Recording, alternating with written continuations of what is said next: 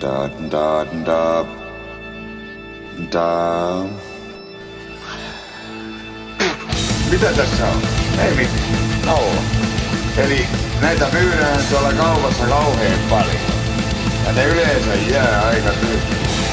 Mutta sitten kun ammattijätkä rupeaa pikkuisesti kirjoittamaan, oi vaikka.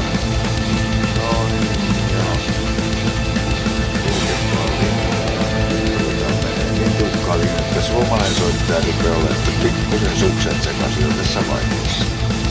Se painaa tuolta, edetään, alennusta, no.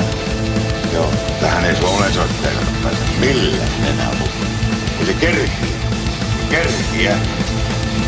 Siis, eli mä tein jo liian vaikeista.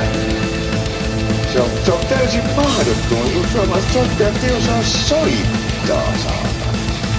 Eihän se mun vikainen voi olla. Kun jätkät sanoo studiolla kädet puut.